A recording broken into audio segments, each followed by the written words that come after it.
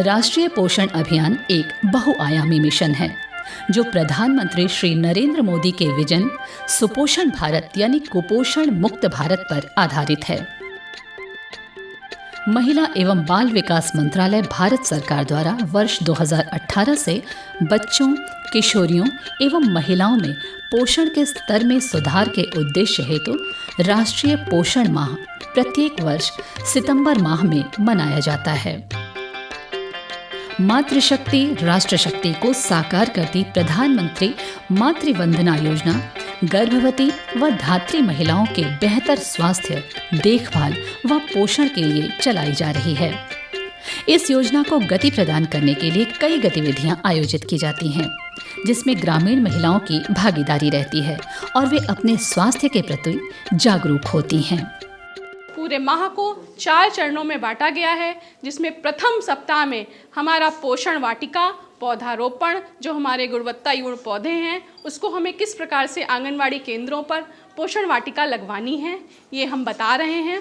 इसके द्वितीय चरण में हम योग आयुष विभाग की मदद से कुपोषण को किस प्रकार से रोकथाम करना है योग के द्वारा, इसमें अलग अलग थीम पर हम इसे प्रचार प्रसार कर रहे हैं और बता रहे हैं। इसके तृतीय चरण में हम लोग स्थानीय स्तर पे जो हमारे खाद्य पदार्थ हैं उसका अनुपूरक पुष्टाहार जो प्राप्त हो रहा है उसका किस प्रकार से हमें उपयोग करना है और लोगों को आम जनमानस तक इसके खान पान के बारे में बताना है। चतुर्थ सप्ताह में हम सैम मैम बच्चों का चिन्हांकन कर उसे उचित देखभाल करेंगे। इसके साथ ही हमारी इस वर्ष की यह थीम ही है कि कुपोषण की डोर बागडोर को हम क्षेत्रीय भोजन से किस प्रकार से थामेंगे, जैसे कि हम ये कह सकते हैं कि किस प्रकार से हम कुपोषण का समापन करें। पोषण संवर्धन की ओर कदम बढ़ाते हुए बाल विकास सेवा एवं पुष्टाहार विभाग कई अभियान संचालित करता है।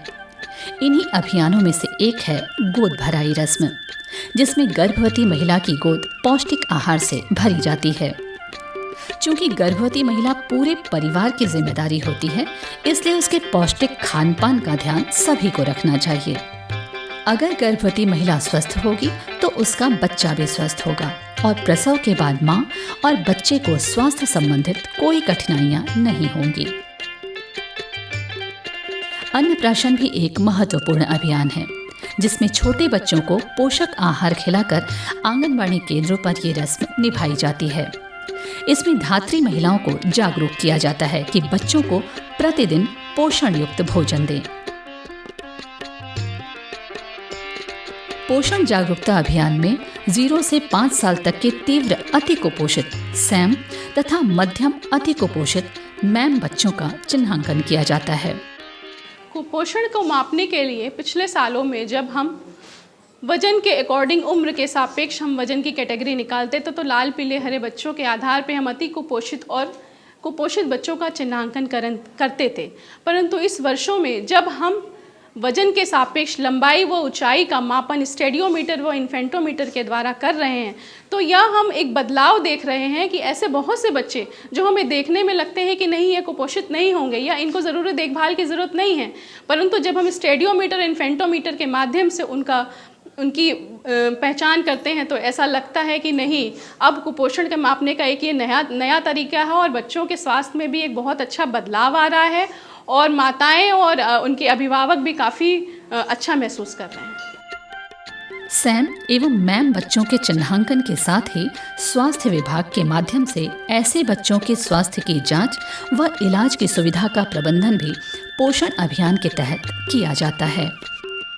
तो आशा आंगनवाड़ी और सुपरवाइजर मैडम है, जो भी सैम बच्चे लेके आती है उन सभी बच्चों का हम लोग स्वास्थ्य परीक्षण करते हैं।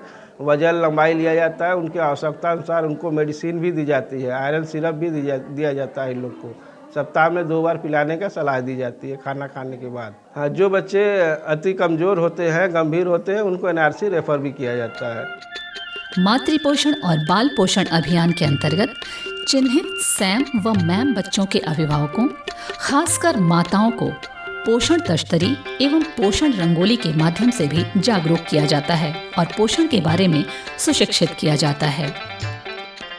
पोषण की जो है रंगोली जो है सजाई है, जिसमें जो है प्रोटीन, खनिज लवण, वसा और विटामिन्स सारी चीज़ों का जो है हम लोगों ने प्रदर्शन किया है। और इसमें जो है हम गर्भवती महिलाओं को, धात्री महिलाओं को और हम जो सैम मैम का चिन्हांकन किए हैं उनको बुला करके बताया गया है कि ये जो खाद्य समूह बना हुआ है, इस खाद्य समूह में आप कम से कम 5 खाद्य समूह जो है दिन भर में जो है ज़रूर जो है आप इस्तेमाल करें, तभी जो है आप स्वस्थ रह पाएंगे।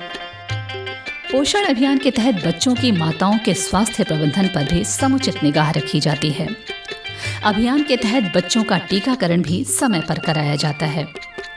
टीकाकरण से बच्चों में रोग प्रतिरोधक क्षमता की वृद्धि होती है।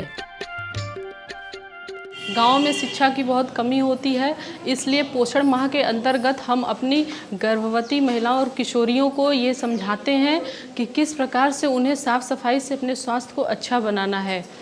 क्योंकि अगर जहाँ पे शिक्षा ही नहीं रहेगी तो वहाँ पे केवल पोषण दे के हम कुछ नहीं कर सकते हैं। जब उन्हें अपने स्वास्थ्य के प्रति खुद जागरूक होना होगा कि उनके लिए क्या सही है और क्या बेहतर है, इस तरीके से वो अपने स्वास्थ्य को बेहतर बना सकती हैं और घर में उपयोगी चीज़ों से ही वो अपने स्वास्थ्य को अच्छा बना सकती हैं, जिससे उन्हें हर समय दवा की ज़रूरत न पड़े। पोषण जागरूकता अभियान चलाकर उत्तम पोषण, उत्तम स्वास्थ्य का संदेश समाज में पहुंचाया जाता है।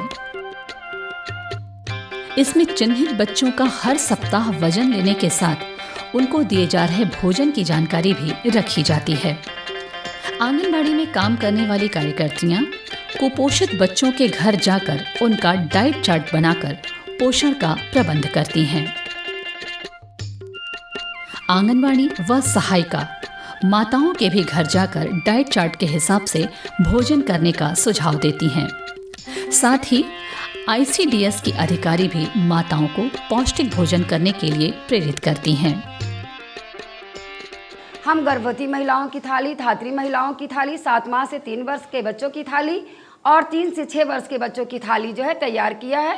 और गर्भवती महिलाओं को जो है बताया गया कि देखिए आप जो है इस तरह से जो है खाने में जो है ये तस्तरी जिस तरह से थाली सजी हुई है, आप यही चीज़ 5 खाद्य समूह जो है कम से कम 5 खाद्य समूह जो है अपने जो है खाने में प्रतिदिन शामिल करें। इस अभियान के तहत किशोरियों को भी स्वास्थ्य संबंधित जानकारी दी जाती है। बढ़ती उम्र में स्वच्छता का कैसे ध्यान रखना है, इसके बारे में भी समझाया जाता है। हम लोग को यहाँ पर सुपरवाइज़र मैम और आंगनवाड़ी दीदी ने ये बताया कि पैड को यूज़ कैसे करना है और यूज़ करने के बाद उसको कैसे ख़त्म करना है। उसे मटके में रख के जलाना है ताकि गंदगी और बीमारियाँ ना फैले। और हम लोग जब भी यहाँ पर किशोरी दिवस पे आते हैं तो रेगुलर लंबाई और वज़न नापा जाता है और अच्छे खान पान के बारे में बताया जाता है। सुपोषित रहने में योग एवं आयुष का क्या महत्व है, इसकी जानकारी इस राष्ट्रीय पोषण माह के अंतर्गत दी जाती है। कुपोषण में दिनचर्या, ऋतुचर्या, आयुर्वेद व योग के लाभ की जानकारी भी महिलाओं को दी जाती है। हमारी किशोर किशोरी और धात्री और गर्भवती महिलाएं कैसे स्वस्थ हों और क्या उनको खाना है, कैसे रहना है, कैसे पहनना है, तो हम लोग के आयुर्वेद में बताया गया है कि हमारी ये दिनचर्या, रातिचर्या और ऋतुचर्या के हिसाब से खाना पीना है। और जो महिलाएं एनेमिक हैं, जो कुपोषित हैं, उनको क्या क्या खाना है, क्या क्या देना है, ये इस सारी चीज़ों को बताना है। इसमें हम लोग कुछ मोदक बनाए हैं, कुछ खिचड़ियाँ बनाए हैं, कुछ जो है लड्डू बनाए हैं और संस्कारित दालें हैं, संस्कारित जो है और भी खाने के व्यंजन हम लोग बनाए हैं। उसको टिप्स इन लोगों को मैंने दिया है। पोषण संबंधित विभिन्न गतिविधियों से बच्चों और महिलाओं के पोषण स्तर में सुधार तो आ रहा है, लेकिन संपूर्ण सफलता तभी मिलेगी जब इन पोषण अभियानों को जन आंदोलन एवं सामुदायिक प्रोत्साहन मिलेगा।